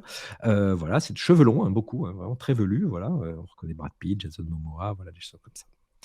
Là, pareil, c'est la version 6. Voilà, donc on voit toujours barbe de 3 jours, hein, une coupe de cheveux. Visiblement, cette coupe de cheveux est très, vous voyez, que j'aimerais bien avoir d'ailleurs. Voilà, typique de la beauté statistique de notre monde occidental. D'accord, vraiment pris beaucoup sur les réseaux sociaux. Vous voyez, il n'y a pas d'homme noir, pas de femme asiatique. Vous voyez, c'est très. Voilà. Et justement, je suis en train d'en parler, des biais algorithmiques. Vous voyez, quand je tape portrait d'une femme, pas d'une femme, portrait d'une personne exotique, c'est une femme, on va dire, d'origine africaine, enfin métisse. Et là, dans les trucs beaucoup plus graves, c'est que tout d'un coup, quand je mets personne illégale ou terroriste, vous voyez, c'est 100% un homme de type arabe. Donc un homme et de type arabe. Voilà. Donc là, on a vraiment les biais algorithmiques qui sont très. Moi, pour tout vous dire, c'est plutôt ça qui m'inquiète que les problèmes de droit d'auteur ou les choses comme ça. C'est plutôt ce genre de choses qui m'inquiètent. Et ça, c'est dû à la non-transparence des algorithmes. L'image de 2023, je pense que ça va rester ça, hein, c'est-à-dire que tout le monde la connaît, c'est que tout d'un coup, voilà, on s'est amusé à faire le pape en doudoune. Pareil, il y a eu cette image qui a été publiée d'ailleurs dans un grand journal, bien sûr, c'est à la sortie c'est une image qui n'existe pas, c'est comme si Donald Trump avait été embarqué à la fin d'un de ses nombreux procès par la police, et c'est une fake news, bien sûr, et c'est une image qui a circulé beaucoup sur Internet. Pareil, ça c'est moi qui l'ai fait en moins de 4 secondes, j'ai juste tapé Emmanuel Macron met le feu dans les rues de Paris. Ça fait ce genre de choses. Alors si vous avez l'œil exercé, vous voyez que c'est fait par une IA, mais ça sur un réseau social et des choses comme ça passe vraiment sans problème. Donc ça c'est plutôt ça moi qui m'inquiète. Et on l'a vu d'ailleurs dans le journal Libération. Le journal Libération a publié une photo. Alors c'est une vraie photo, sauf que le monsieur là, donc c'est une photo pour tout ce qui se passe en Israël et en Palestine. Là, ce monsieur montre la photo d'un bébé genre blessé, mais ce bébé n'existe pas. C'est un bébé fait par une image, par une IA, et ça se voit très vite. Voilà. Et le problème, c'est que les gens, je ne les connais pas, mais les iconographes de Libération, en fait, là, sont très fautifs parce que ça veut dire qu'ils ne connaissent pas ces IA. Donc, alors que quand vous avez l'œil un peu exercé, vous voyez très très vite que cette image est fausse. Et le mettre en première, en une, moi, je trouve ça assez problématique. Donc ça, c'est un des gros problèmes actuels pour moi par rapport à l'image, c'est la véracité, comment arriver à sourcer les images et être sûr que cette image est vraiment réelle, surtout avec ce qui se passe en Ukraine, ce qui se passe en Israël et sur la bande de Gaza. Voilà, c'est extrêmement problématique. Alors, ah oui, bon, je passe rapidement, mais c'était le travail, mais vous verrez ça avec les étudiantes et les étudiants du workshop là, sur lequel on travaille, c'était comment arriver à bloquer une IA. C'est-à-dire que les IA ont des systèmes de censure. Comment, là, moi, c'est cette photo, ça c'est une photo de moi il y a 10 ans ou 15 ans. Et en fait, comment la bloquer? Comment empêcher que les IA puissent absorber cette image? C'est simple, vous voyez, j'ai mis cette petite photo de paire de fesses et hop, bloqué. Donc, vous voyez en bas, là, ChatGPT ne peut pas la lire. C'est-à-dire il se en fait, il pourrait la lire, mais il n'a pas le droit. Pareil, pour tout vous dire, en bas, là, regardez, j'ai mis des affreuses insultes. En fait, il est capable de lire les insultes et donc il bloque. Il ne peut pas le faire. Voilà. Donc là, vous verrez, là, je passe vite, mais c'était des systèmes rigolos pour bloquer les IA. Là, pareil, je lui fais croire que c'est un CAPTCHA. Voilà ma photo. Je fais croire que c'est un CAPTCHA et donc il n'a pas le droit de répondre au CAPTCHA. En fait, il sait faire. Il sait le faire. Mais il n'a pas le droit. Il a une sorte d'autocensure, de verrou. Donc c'est assez marrant. Là, on s'est amusé sur ce workshop. Vous verrez, j'espère, vendredi puis la semaine prochaine. Voilà, le gros problème, c'est ça. C'est le travail d'un illustrateur, d'un designer ou qui voulait. Ne se résume pas au temps de l'exécution. Et c'est un peu ce qui se passe actuellement. C'est que un des gros soucis, c'est que tout d'un coup, tout s'accélère, tout va très vite et les commanditaires, nos clients, par exemple, les gens avec qui je travaille, alors moi j'ai la chance que ça se passe bien, mais vous pouvez tomber sur des gens qui disent en fait une image c'est 3 secondes. Voilà. Donc je vois pas pourquoi je vous payerais plus de 3 secondes. Vous voyez, et alors que voilà, le travail d'un dessin, quel qu'il soit, d'un dessin, d'un logo, d'une illustration, tout ce que vous voulez, demande beaucoup de maturation, beaucoup d'essais, beaucoup d'erreurs, de réflexion. Je vous apprends rien. Et ça va être un des gros problèmes qui arrivent, c'est dire comment je justifie mes heures de travail sur un dessin, sachant qu'à côté de moi, il y a une IA qui est presque gratuite et qui est capable de simuler, de faire croire qu'elle est aussi bonne que moi. Voilà. Donc là, il va y avoir vraiment un travail à faire. C'est-à-dire que nos métiers, je parle dans l'image, mais dans le son, dans tous les domaines, vont être obligés de se repositionner et on va devoir montrer en quoi nous, on est humains. Voilà. Donc ça pose plein de problèmes. Aspect juridique, je ne suis pas juriste, mais je vais très très vite parce que je viens de voir qu'il est 19h30. On a dans ces algorithmes, on a 3 catégories qui pourraient réclamer des droits d'auteur. Alors, au sens large, il y a le copyright aux États-Unis, bon, c'est différent. Il y a ceux dont les images sont les auteurs et on va dire les autoristes des images originales, c'est-à-dire que toutes ces IA ont appris sur des images préexistantes. On a les auteurs des algorithmes, les mathématiciens, et puis aussi on a les auteurs des prompts. C'est-à-dire que moi j'ai tapé petit lapin qui court après une souris. Donc qui est l'auteur? Donc au milieu, vous pouvez l'enlever tout de suite. Un algorithme, il faut être un être humain pour. Donc un algorithme ne peut pas avoir de droit d'auteur, sauf dans certains pays, mais bon, c'est exceptionnel. Donc ça, on peut l'enlever tout de suite. Il faut être un être humain pour les avoir. Les auteurs des images originales, c'est compliqué actuellement. Il commence à y avoir des procès. Vous avez remarqué qu'en Europe, à ma connaissance, il y a 0 procès. 0. Et aux États-Unis, il y en a une vingtaine. Et à chaque fois, le juge a dit portez-moi la preuve que vos images ont été aspirées d'une manière illégale, des choses comme ça. Voilà. C'est compliqué. Puis après, l'auteur des prompts, il faut prouver. C'est comme l'appareil photo, en fait, on pourrait le comparer comme un appareil photo, c'est-à-dire qu'il va falloir prouver que dans la manière dont vous avez écrit votre prompt, il y a une personnalité, donc une personnalité créative. D'accord. Si vous tapez juste petit lapin qui court après une souris, c'est dur de faire preuve, de dire, bah là, mon image, mon prompt est extrêmement original. Par contre, quand vous commencez à structurer votre prompt en disant le cadrage, le type de lumière, des références historiques, voilà, de faire tout un travail sur le texte qui va générer une image, alors là, on peut peut-être considérer que vous êtes l'auteur de ces images. Voilà. Mais c'est encore compliqué et j'espère grandement que en fait, les juristes vont travailler. Ils travaillent beaucoup, hein. D'ailleurs, je pense que c'est passionnant parce que ça remet un peu en cause les systèmes de droit d'auteur qu'on a actuels qui ont plus de 200 ans. Hein. Nous, c'est la Révolution française. Je crois que c'est 1793, hein, les droits d'auteur français. Donc, je pense qu'à l'arrivée, déjà, avec le numérique, il y a eu pas mal de changements il y a une vingtaine ou une trentaine d'années. Est-ce que les algorithmes pouvaient être mathématiques et surtout numériques pouvaient être, comment dire, brevetés ou pas? Est-ce qu'on peut avoir comment dire, des royalties là-dessus ou pas? Il y a eu plein de discussions et là, actuellement, c'est la même chose. Juste comme ça, aux États-Unis, en fait, ils ont le droit, en fait, les chercheurs pour le bien commun, en fait, a le droit d'absorber à peu près toutes les données qu'on a sur Internet sans demander une autorisation. Tout ce qui est disponible, ils ont le droit de le prendre pour faire de la recherche fondamentale. Le problème actuellement, c'est qu'entre la recherche fondamentale et le produit commercial, c'est passé très très peu de temps. D'habitude, il y a 10 ou 20 ans entre la recherche fondamentale et le produit commercial. OpenAI, il y a encore 2 ans, était vraiment de la recherche pure et dure. Par contre, il y a un an pile, hein, ils sont passés en mode commercial. Voilà. Donc c'est là où ça commence à poser des problèmes. Et en Europe, c'est pareil, c'est même pire en Europe, hein, étonnamment. En 2019, il y a une directive qui s'appelle le Digital Single Market qui autorise à faire du data mining pour de la recherche et même, ça c'est étonnant, hein, même pour des usages commerciaux. Voilà. Donc c'est très compliqué. Voilà. Juste pareil au niveau des droits d'auteur, hein, moi je vois plein de trucs. Alors j'ai plein de voilà, moi je défends pas ni rien. Hein, moi je trouve que c'est un outil assez extraordinaire en création, mais qui a plein de problèmes et que c'est un outil qu'on doit expérimenter, questionner. Hein. Moi c'est vraiment en ce moment, là, depuis 2 ans, c'est souvent ce que je fais, à la fois moi-même, dans mon travail ou avec les étudiants, pour voir, pour essayer de trouver des bons usages, parce que sinon d'autres vont le faire à notre place. Hein, donc, vous faites pas d'illusions là-dessus. Et surtout, hein, il faut faire attention, le droit d'auteur ne protège pas les idées, mais la réalisation des formes. Par exemple, on ne protège pas l'idée d'une roue. Par contre, on va protéger le fait de faire des rayons, voilà, et qui sont accrochés, je sais pas, à un moyeu ou un dérailleur. Là, on va pouvoir le protéger parce qu'on va protéger une forme, mais on ne peut pas protéger une idée. Et c'est pareil pour un style de dessin. Je peux, si j'ai le talent, dessiner comme Picasso, dessiner comme Hergé, dessiner comme Moebius, dessiner comme Riyad Satouf. Par contre, je ne peux pas faire Milou. Voilà, c'est ça la grosse différence. Hein, sinon, c'est du plagiat. Voilà, il faut faire attention. Donc, on peut s'inspirer. D'ailleurs, tous les artistes du monde entier et tout le monde s'inspire de nos aînés. On s'inspire toujours de nos aînés. Et d'autres vont s'inspirer de notre travail par la suite, si tout se passe bien. Et nous, on est juste un petit maillon dans cette chaîne. Mais par contre, je n'ai pas le droit de recopier en intégralité un texte. Vous voyez, ça, c'est pas. Mais par contre, si j'ai le talent, je peux écrire comme Arthur Rimbaud. Voilà, ça, j'en suis pas capable pour tout vous dire. Ou dessiner dans le style de Picasso. Voilà.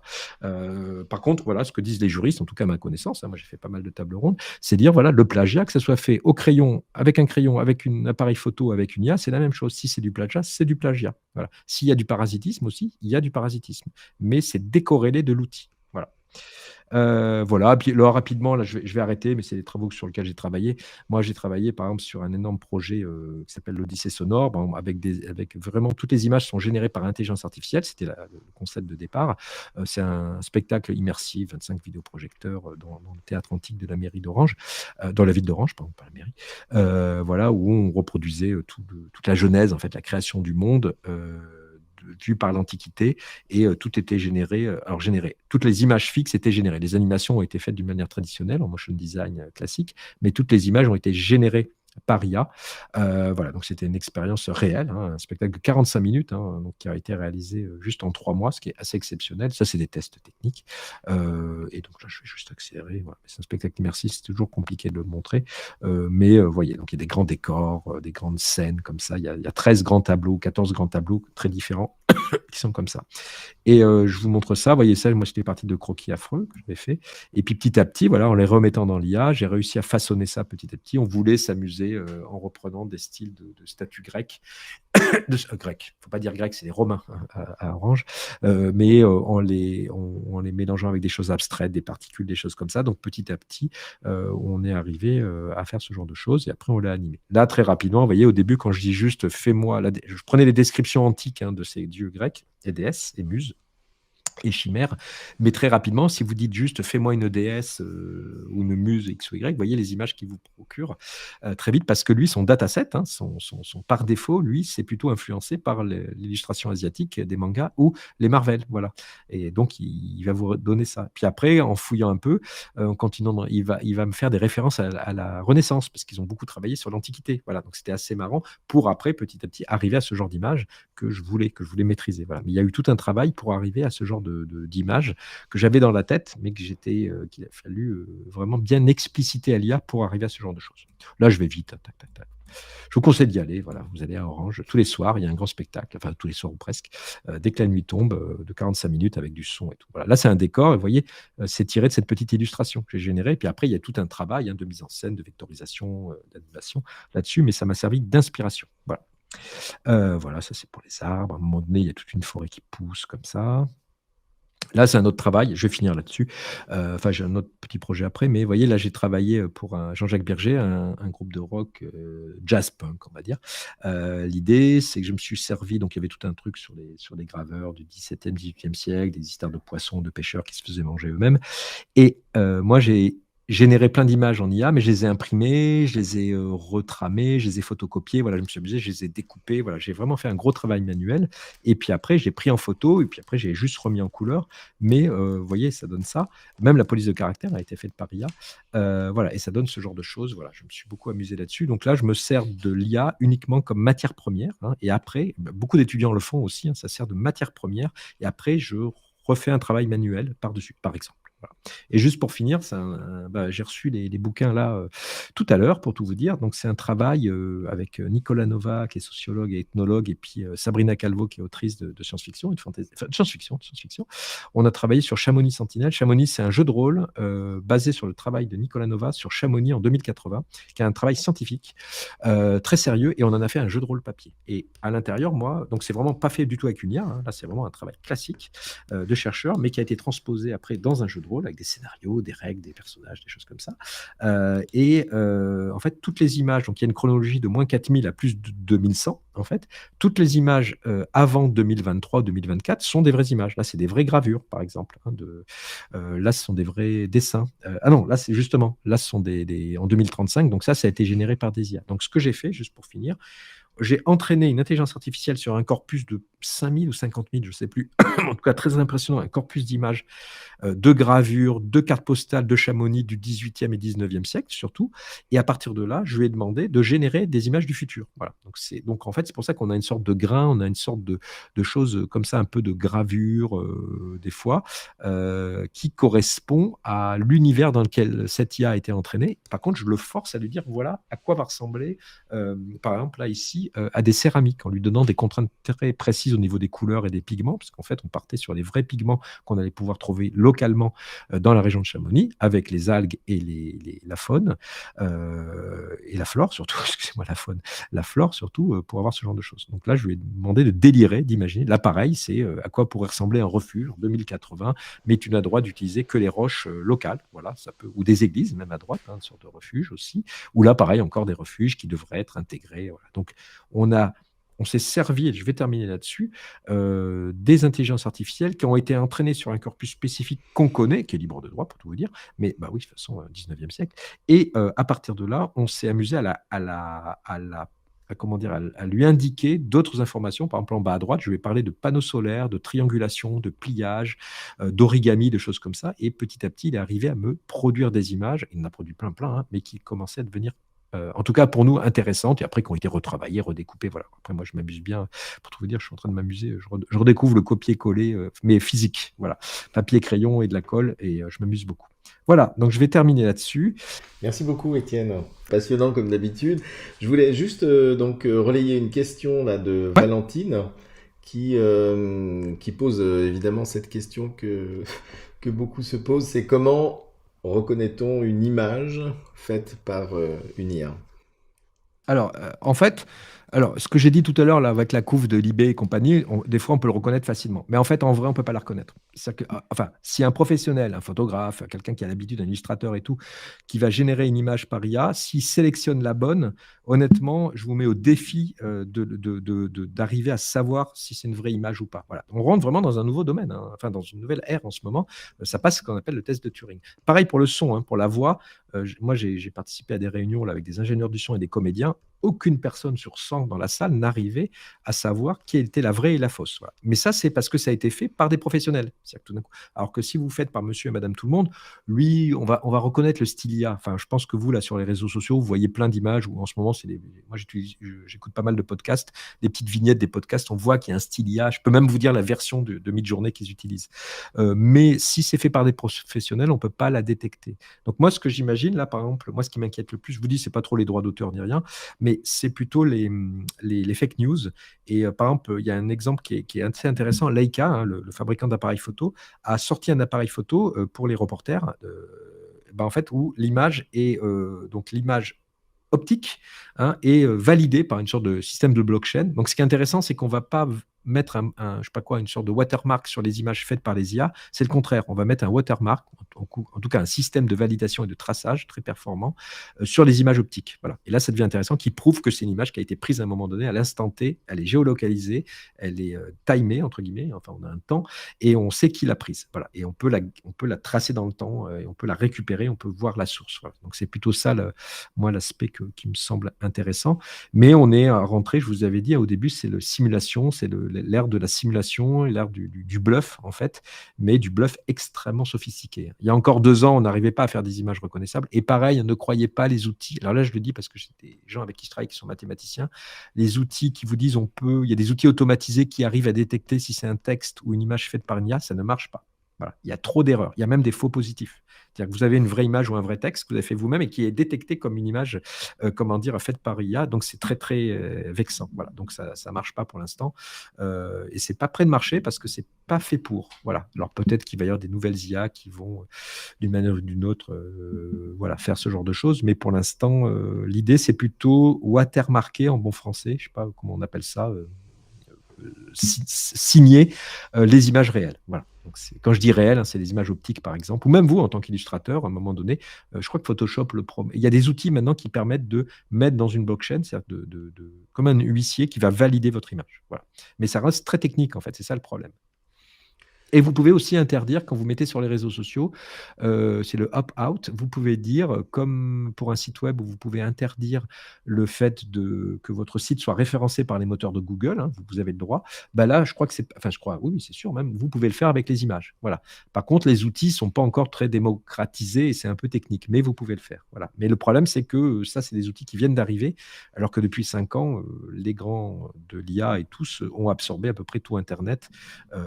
Et comme je vous ai dit, au niveau juridique, ils ont le droit. Ça ne veut pas dire que c'est bien, hein, mais en tout cas, au niveau légalité, c'est très compliqué. Il commence à y avoir des procès avec le New York Times, surtout pour les textes, parce qu'en fait, ce sera comme Google, en fait. C'est-à-dire que Google aspire à peu près tous les sites du monde et le remet dans des IA, hein, des algorithmes, et vous le refont en moteur de recherche. Là, ça va être pareil pour les IA. Voilà. Donc, il va y avoir une négociation financière là-dessus, à mon avis. Je ne suis pas devin, hein, mais je pense que ça va se passer. Alors, c'est de l'argent. En tout cas, ça va se finir avec de l'argent quelque part. Tu me donnes de l'argent et tu as le droit de prendre ce que je fais. Voilà.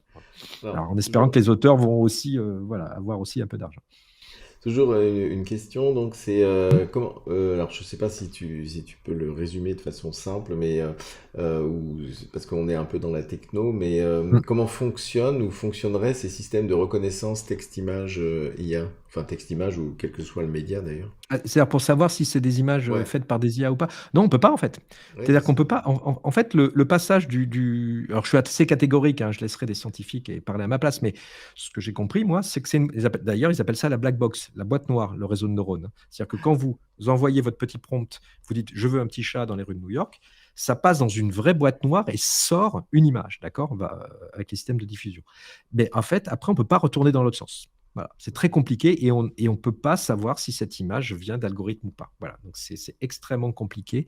Voilà. Alors après, je pense qu'on va demander aux générations comment dire, on va peut-être obliger les Stable Diffusion et les mid-journées d'imposer une sorte de watermark à l'intérieur, mais rien ne n'empêche après dans Photoshop de retrafiquer, de reprendre en photo ces images. Enfin, il y a toujours des systèmes de mesure et contre-mesure, hein. Je pense que vous êtes au courant dans tous les domaines. Donc, dès qu'il y a un système de protection qui arrive, hop, il y a un système qui enlève cette protection. Voilà, c'est une sorte de course sans fin, donc qui est un peu désespérée et désespérante à mon avis. Donc voilà, moi je passe outre, mais ça c'est mon problème, enfin problème, c'est ma position personnelle. Et par rapport à ton expérience en école d'art, est-ce que, parce que moi c'est un peu l'idée que j'en ai, mais je voudrais le mettre à l'épreuve de ton expérience. Hmm. Est-ce que par rapport à ces technos, il y a une espèce de, soit de recrudescence, moi j'ai l'impression que c'est toujours le cas, mais peut-être de plus en plus, un plaisir ou un intérêt des étudiants pour travailler sur la gravure, la litho, la sérigraphie, à être vraiment confronté à Ouais, ouais, l'original, je crois. au matériel, même si ces techniques sont des techniques de Hmm. reproduction, mais il y a toujours l'idée d'un tirage et de quelque chose qui est jamais exactement de la même facture que le précédent.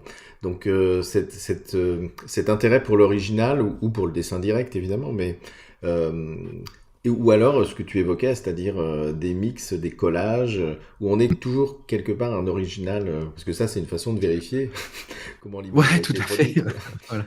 Ouais. Ouais, ouais, mais non, non, mais je suis 100% d'accord. Moi, ce que je vois, alors ma petite expérience depuis 3 ans, enfin, moi, je fais souvent des workshops dans des écoles, mais là, j'en fais vraiment beaucoup, régulièrement, une fois par mois, dans une école depuis 3 ans, toutes différentes ou presque. Mais en fait, je vois un retour par exemple, il y a des gens qui font beaucoup je sais pas, de la céramique, de la sérigraphie, de la risographie, de la lithographie. Voilà. C'est-à-dire que tout d'un coup, dans ces écoles d'art, vous avez la grande chance, il y a des étudiants qui m'écoutent, d'avoir des appareils, comment dire, des machines de reproduction X ou Y manuelles, anciennes ou des fois plus récentes, mais qui sont assez exceptionnelles, qu'on ne trouve pas d'une manière classique. Et donc, en fait, là, le plaisir, la satisfaction de se salir les mains, comme j'ai fait moi avec la pochette de disque, là, de me couper les doigts, je ne sais pas si c'est une satisfaction, mais en tout cas, moi, je le vois comme ça et je le vis comme ça. C'est-à-dire que plus je travaille avec des outils virtuels ou numériques, plus en même temps, j'essaye de retrouver le côté manuel à côté.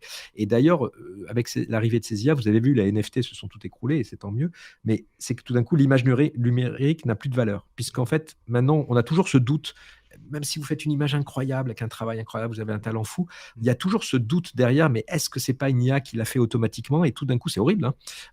Tout d'un coup, comment dire, cette confiance en l'image numérique s'écroule. Et en plus, c'est très très facile de faire des milliards de variations.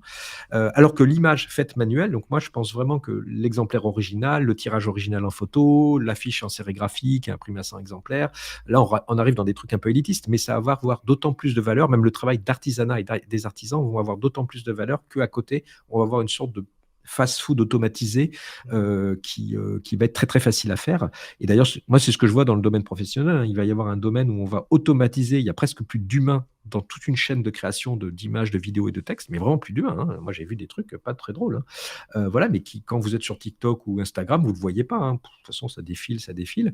Et au contraire, à côté, je pense qu'il y a des gens, justement dans les écoles d'art, qui vont faire la différence, parce que tout d'un coup, ils vont savoir ce que c'est qu'imprimer en sérigraphie. C'est-à-dire, qu'est-ce que ça veut dire de tirer à la main, enfin tirer, quand je dis tirer, du tirage photo argentique. Qu'est-ce que c'est que découper du papier, le plier, le pliage, par exemple. Moi, j'adore ça. Ça, c'est une expérience, c'est un savoir-faire qui est unique, et justement, l'IA pourra toujours le simuler, mais jamais vraiment le faire. Voilà. Donc moi, je suis plutôt optimiste là-dedans. Voilà, le retour à l'artisanat. Surtout que vous, jeune étudiant, si vous m'écoutez, vous êtes né avec le numérique, donc vous n'êtes pas fasciné par ça. Moi, je suis né avant les jeux vidéo. Vous voyez, je suis dans 68. Les jeux vidéo, c'est 72. Donc en gros, moi, c'est normal. À un moment donné, quand vous avez 14 ans, vous faites, oh, c'est incroyable ce qui se passe et tout. Alors que vous baignez dans le numérique tous les jours. Donc c'est plutôt le côté exceptionnel, c'est plutôt voilà, faire une affiche en sérigraphie. Je pense que c'est beaucoup plus exceptionnel que de générer une image sur votre téléphone. Et il y a une autre technique aussi qui est marrante quand nous on reçoit des étudiants en visio pour des recrutements sur des équivalences ou des choses comme ça, Mm. c'est de montrer les captations de process de création d'images, par exemple dans Mm. Procreate, qui reconstitue tout Ouais, l'historique exactement. du Et dessin, tu et peux du coup filmer. Ouais. voilà, on voit d'où ça vient. Mm. Alors, il y a encore une autre question. Alors, c'est vrai que c'est une chose que tu as évoquée quand on était en workshop, mais pas Mm. là dans cette conférence, mais c'est une question sur le fait que l'Europe enfin, souhaiterait ou donner des images pour nourrir les datasets des IA. Mm. Il me semble que Ouais, c'est ce tu l'as que. déjà évoqué. Ouais. Ouais, ouais, tout à fait. En fait, ce qui se passe là, si vous regardez, le style asiatique, alors manga, un style très mainstream, et le style nord-américain est surreprésenté sur les réseaux. Mm. D'accord? Alors ça, c'est pour des raisons culturelles. L'anglais est dominant, voilà. Et donc, tout d'un coup, on s'aperçoit que la culture européenne, on a quand même une culture, il y a une histoire en Europe, est sous-représentée sur Internet. Et donc, une des stratégies de l'Europe, alors pareil, hein, je ne suis pas juriste, je ne suis pas avocat, mais une des stratégies, c'était de dire, ben, on va mettre à disposition, d'abord, on va numériser beaucoup de documents historiques et on va les mettre à disposition pour que ces IA puissent comment dire, apprendre à partir de ça. Voilà. Donc là, ça peut être intéressant pour arrêter d'avoir des héros Marvel ou du cyberpunk ou de l'heroic fantasy à la Donjon et Dragon, ce que j'aime beaucoup, hein, c'est pas du tout un souci, mais Mm. tout d'un coup, c'est ça. Mais par contre, en connaissance de cause, avec, bon, après, j'imagine tous les systèmes de droit et compagnie, il n'y a pas de souci. Hein. Mais ça, c'est intéressant. J'avais entendu parler de ça. Alors, il faudrait regarder où ils en sont actuellement, mais de cette sous-représentation européenne de la culture. Voilà, dans ces IA. À mon avis, ce qui va se passer, c'est qu'on va avoir des IA spécialisées, voilà, Mm. spécialisées sur l'illustration à l'aquarelle, par exemple, je dis n'importe quoi, et avec un corpus très bien resserré. Donc là, on va avoir des IA beaucoup plus légères, parce qu'actuellement, on a des IA, ce sont des monstres hein, qui essayent de faire tout et n'importe quoi. Là, moi, mon petit IA, je me moque qu'elle sache dessiner un avion ou un train, parce qu'en ce moment, je suis en train de dessiner un petit ours brun, voyez. Donc là, j'ai pas besoin d'un monstre, j'ai pas besoin d'une fusée pour aller chercher mon pain. Vous voyez, on est dans un truc un peu disproportionné actuellement. On utilise genre un bazooka, voilà, pour ouvrir sa porte. Donc, je pense que ça va se. Mais là, c'est en train de se faire. Là, c'est ce que je vois actuellement. Ne serait-ce que techniquement, sur la responsabilité aussi de la dépense d'énergie, hein, parce que j'en ai parlé très vite, mais ça dépense de l'énergie. Puis aussi après au niveau des droits et des choses comme ça. Voilà. Les auteurs et les autoristes ont tout à fait le droit de dire non, je veux pas que mes images ou mon corpus soient aspirés par ces IA. Voilà. Donc, moi, ça ne me dérange pas, mais ça, c'est vraiment personnel. Par contre, il faut que les gens aient l'autorisation de dire non, non, je veux pas. Voilà. Et a priori, les images qui sont générées par IA, elles sont libres de droit ou... Voilà, par défaut, elles sont libres de droit. Alors faites attention à ça. Elles sont disponibles. Hein, comme j'utilisais Midjourney, tout le monde peut l'avoir. Hein, ça, sachez-le. Sauf si vous payez 120 € par mois. Enfin bon, bref. Mais en tout cas, elles sont disponibles hein, la plupart du temps. On peut voir votre prompt. Moi, je trouve ça très bien. Et par défaut, elles sont libres de droit. Alors après, ce que disent les juristes, c'est que c'est ce que je disais tout à l'heure. Si vous gardez, moi par exemple, je garde mes croquis, mes premiers essais, parce que des fois c'est intéressant de revoir après ce qui s'est passé, pourquoi vous avez fait cette image et tout. Si vous gardez tout, si on peut prouver, par exemple, je génère une image, par exemple ma typo, là, je sais pas quoi, une typo à base de spaghetti. Si je peux prouver que cette image, c'est pas juste un prompt qui dit fais-moi un A en spaghetti, ou là, c'est dur de prouver que je suis auteur. Par contre, si je vois qu'en amont, il y a toute une recherche là-dessus, il y a des croquis, il y a de la recherche, il y a plein d'essais, puis j'en ai sélectionné qu'une, et puis et que mon prompt est assez sophistiqué, puis en plus, il y a de la retouche, il n'y a pas de problème, là, on peut prouver que je suis auteur de cette image. Voilà. Donc, les procès aux États-Unis, hein, je dis toujours aux États-Unis, hein, parce qu'ils sont très procéduriers puis, là-dessus, et puis nous, en Europe, je vous dis, il n'y a pas encore de procès. Ça a été beaucoup basé là-dessus. Par exemple, il y a une BD, le premier vrai procès qui a eu lieu, c'est qu'il y a un auteur ou une autrice de BD qui a sorti une BD faite par IA. En fait, le juge a dit elle rentre dans le domaine commun, donc en Creative Commons ou dans les communs, c'est-à-dire que n'importe qui a le droit de le reprendre et le réutiliser. Il faut toujours citer l'auteur de base, mais quand même, on a le droit de le réutiliser et de le vendre, hein, même. Mais l'auteur aussi, par contre, le cadrage, la manière dont. Alors, comment dire, l'auteur avait dit non, bien sûr, mes prompts sont peut-être pas originaux, par contre, ma créativité était dans le cadrage. Le juge a estimé que ce n'était pas suffisant. Voilà. Voilà. Donc après, c'est très subjectif, il faut faire attention. Alors, quand je dis attention, c'est pas très grave. Hein. C'est-à-dire que la personne, l'auteur, on lui a pas enlevé le droit de vendre la BD. Il avait le droit de le vendre. Mais moi, je pouvais reprendre ces images et les réutiliser pour autre chose. Voilà. Donc, faites attention. Donc, bien sûr, pour nous, là, illustrateurs ou designers, quand vous le faites pour vous, il n'y a pas de problème. Mais par contre, quand vous travaillez pour une grande société, là, il faut faire attention. Voilà. Donc, Alors, une dernière question, Ah, il y a plein de questions, c'est cool. c'est une fiction. Imaginons que plus personne ne dessine autrement que par IA. Est-ce que de nouveaux styles de dessin pourraient quand même exister, être créés? Ouais, alors, je crois que il y a toujours des gens qui vont regardez, il y a toujours des gens qui font de la batterie, il y a des boîtes à rythme, il y a toujours des gens qui jouent aux Ouais. échecs et qui jouent au Go, alors qu'il y a toujours des machines. Donc ça, Mm. pour moi, il y a aucun souci là-dessus. Pareil, je pense qu'il y a toujours des gens qui vont apprendre des nouvelles langues, alors que je pense que dans 5 ans, on pourra traduire très facilement dans toutes les langues. Ça, je pense que l'humain a toujours envie de faire ça. Par contre, il y a un des risques assez intéressants, c'est c'est-à-dire que ces IA se nourrissent elles-mêmes de leurs propres images, d'accord? Mm. Donc tout d'un coup, et c'est tant mieux même pour nous, hein, pour essayer d'être humain, c'est on va standardiser l'esthétique. D'ailleurs, cette esthétique, vous avez vu là, comme les femmes là, les plus belles du monde ou les hommes, elles sont très normalisées, elles sont très plates. Quand je dis plates, ouais, normalisées, il y a un style, voilà, il y a un style IA. Et donc, il y a une IA comme ça qui s'appelle Lexica, qui s'est entraînée que sur des IA que sur des images déjà générées par des IA, et ça fait ressortir un style très particulier, voilà, qui est une Mm. sorte d'image assez lisse, assez Mm. fluo et compagnie. Donc c'est un style, et il y a justement un appauvrissement petit à petit Mm. de ces images. Et c'est pareil, hein, j'ai lu tout un truc sur ChatGPT. Actuellement, il est en train de s'appauvrir parce que il se base beaucoup sur ce que disent les gens Mm. sur ChatGPT. Donc il y a une sorte de serpent qui se mord la queue. Donc ça, c'est un des dangers. Et ça, c'est sûr, c'est que s'il y a plus. Par contre, enfin voilà, juste pour finir, moi, ce qui m'intéresse, c'est que les IA ne savent pas que elles vont vous proposer des choses, elles ne savent pas que c'est impossible. D'accord? Elles n'ont pas de sens commun. Donc, elles vont vous proposer des choses qui nous semblent, nous, impossibles. Elle ne le sait pas. Et c'est là où c'est intéressant. Par exemple, mélanger brocoli et canapé. À la base, si vous êtes designer de mobilier, vous dites, bon, c'est débile, enfin voilà, je le fais pas, quoi. Ben, en fait, tout d'un coup, j'ai eu d'autres exemples avec des bulles de champagne, des trucs comme ça, qui Mm. étaient étonnantes sur des projets très très sérieux. Tout d'un coup, ça va vous ouvrir une piste auquel vous n'auriez pas pensé, vous étiez autocensuré. Et c'est là où c'est intéressant. Et là, c'est vous, en tant qu'être humain, qui allez redessiner, retravailler, voilà, et qui allez faire votre travail. Et là, vous allez vraiment avoir une originalité. Par contre, la, la petite porte qui s'est ouverte peut être faite par une IA. Pareil, juste pour finir, j'ai vu un interview d'un scénariste qui utilisait ChatGPT, et lui, il disait, bah, moi, ChatGPT, c'est simple, c'est quand je suis bloqué dans le développement d'un scénario, des fois, vous êtes même dans un texte, un truc comme ça, à un moment donné, vous êtes bloqué, je pose la question à ChatGPT, je lui explique mon problème, il va me proposer 10 pistes qui sont débiles. Par contre, ces 10 pistes vont me débloquer une 11e piste qui est intéressante. Voilà, moi c'est marrant parce que quelqu'un de l'écrit, et moi je fonctionne exactement comme ça. Pas toujours, hein, des fois ça marche pas du tout, mais c'est intéressant, c'est que tout d'un coup, elle va vous ouvrir, elle va vous faire penser à autre chose, prendre du recul, vous dire ah ouais, c'est complètement idiot de faire ça, mais en même temps, tiens, ça me donne ça peut-être de faire ça, au lieu de le faire avec des spaghettis, on pourrait le faire, je dis n'importe quoi, avec du bois ou avec des nouilles, voilà, et tout d'un coup, dire ah mais voilà, ça peut marcher, voilà, et là, ça vous permet d'avoir des choses très originales, alors qu'à la base, hein, ces IA ne se basent que sur ce qui existe. Voilà. Mais c'est comme nous, hein. Enfin, a priori, hein, nous, pareil, hein, c'est notre culture, notre manière de travailler, et des fois des accidents heureux qui nous permettent de débloquer une petite chose dans la tête. Voilà. Donc c'est pour ça que moi, je ne suis pas très inquiet, vous me voyez. Bon, rendez-vous dans 10 ans. Hein.